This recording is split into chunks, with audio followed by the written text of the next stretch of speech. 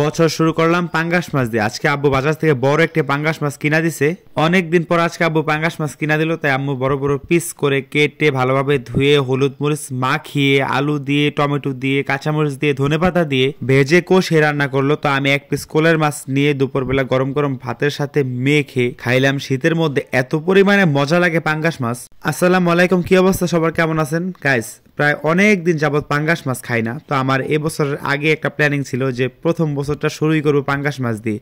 তা আব্বুরে বলে রাখছিলাম, তো আব্বু বাজারে একটা বড় পাঙ্গাস মাছ পাইছে প্রায় 4 কেজির কাছাকাছি। তো এই মাছটা আজকে কিনে দিচ্ছে, সাথে দিছে ধনেপাতা। তো গাইস আপনারা তো জানেন সবার থেকে আমার একটু ডিফারেন্ট কিছু করতে ইচ্ছা করে, তাই এবছরের শুরুতে পাঙ্গাস মাছ নিয়ে আসছি বাসায় খাওয়ার জন্য। এটা হলো বড় জিলের নাকি দিঘির পাঙ্গাস মাছ। আঙ্কেলে বললো এটা নাকি খেতে অনেক মজা লাগবে, সাইজটা অনেক বড় দেখে বোঝা যাচ্ছে। মাছটা একেবারে তাজা, খালি দমটাই নাই। তো এটা নাইরা সাইড আমি একেবারে লেদা বানাইছি। এখন আম্মুর কইলাম, আম্মু এটা তুমি কাটাকাটি করে রান্না বান্না শুরু করো, এখন আমার আর কোনো কাজ নাই। তারপর আম্মু করলো কি, আমাদের বাড়ির পাশ থেকে এক পদের গোল গোল ধার ধার পাতা নিয়ে আসছে। ওই পাতা দিয়ে মাছটা এত পরিমাণে ঘষা পরিষ্কার করছে, একেবারে সাদা হয়ে গেছে।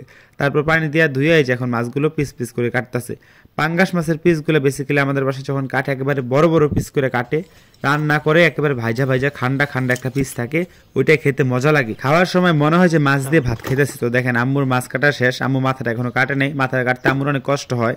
তো মাথাটা কেমনে কাটবো আমি জানি না, মাথাটা এইভাবে রেখে দিব, যখন আর কি রান্না করব তখন আর কি মাথাটা কাইটা রান্না করব, একটু ফুলকা টুলকা হালায় রাখবো। মাছগুলো একেবারে প্রপারলি ধোয়া শেষ, গরম পানি দিয়ে লেবু দিয়ে অনেক কষ্ট করে আম্মু মাছগুলো পরিষ্কার করছে। তো দেখেন মাছগুলোর পিসের মধ্যে কি পরিমাণে তেল।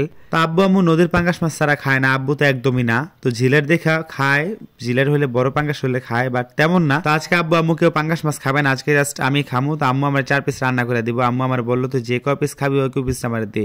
তারপর আমি যে গাইস কোলের মাছগুলো দিলাম, কারণ এগুলো আমার খুব পছন্দ। তারপর মাছগুলো আম্মু বেশি করে হলুদ মরিচ মাখিয়ে রাখছিল, এখন আমি ভাজতেছি। কারণ আম্মু তেলটা গরম করে একটু ঘরে গেছিল আদা জিরা বাটা আনতে ফ্রিজ থেকে। তেল যেহেতু অনেক গরম হয়ে গেছে, এখন তো মাছগুলো দিতে হবে। তো আম্মু আস্তে আস্তে আমি মাছগুলো কড়াইয়ের মধ্যে সব দিয়ে দিলাম একে একে।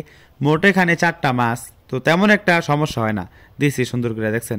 তারপর আম্মু এসে উল্টাইতেছে পিল্টাইতেছে, আম্মুরে বলতেছে আম্মু এগুলা কড়া করে ভাইজা তারপর রান্না করবা। কয় তুই দেখ কেমনে রান্না করি। তো আম্মু মাছগুলোর সাথে আলুগুলো ভালো করে ভাজতেছে, আর এগুলো রান্না করবে টমেটো ধনেপাতা আলু আর কাঁচামরিচ দিয়ে। পাঙ্গাস মাছ রান্না করলে বা রুই মাছ রান্না করলে আমার আম্মু বেশিরভাগ ক্ষেত্রে পেঁয়াজটা দেয় না, ওইটা মানে ওই আদা বাটা জিরা বাটার সাথে থাকে। তা আম্মু তেল দেওয়ার পর আদা বাটা জিরা বাটা দিছে, তারপর দিছে হলুদ গুঁড়া মরিচ গুঁড়া ধনিয়া গুঁড়া, আর এই যে এখন দিল শাক বাটা আর টমেটো কাঁচামরিচ তো দিয়ে ফেলছে। মশলা তরকারিগুলো কষানোর পর পানি দিছে, পানি দেওয়ার পর এখন মাছগুলো একে একে দিয়ে দিতেছে। তো মাছের মধ্যে যে তেলগুলো ছিল মানে ভাজার সময় ও তেলগুলো দিছে, তাইলে মাছের মধ্যে একটা কালা চলে আসে। ধনেপাতা দিয়ে দিলে একেবারে শেষে। তো দেখেন পাঙ্গাস মাছ দিয়ে হালকা টমেটো দিয়ে আলু দিয়ে ঝোলটা রান্না হয়ে গেছে। আমার একটু বেসিক্যালি ঝোল ঝোল খেতে ভালো লাগে, আর আমাদের বাসায় তরকারির মধ্যে ওভারলেটেড ধনেপাতা দেয়। বাট আজকে আমি আম্মুরে বলছি আম্মু ধনেপাতা বেশি দিবা না, কোনো কিছুর পরিমাণের তুলনায় বেশি দিলে খেতে ভালো লাগে না। আমার ওকে খাইছে রে, তুই এই কথা কবে কই? ভাত রান্না হয়ে গেছে, এখন আর কি খাওয়ার পালা। তো আমি গোসল করে আসার পর আমার মাথার চুলগুলো শুকায় নাই।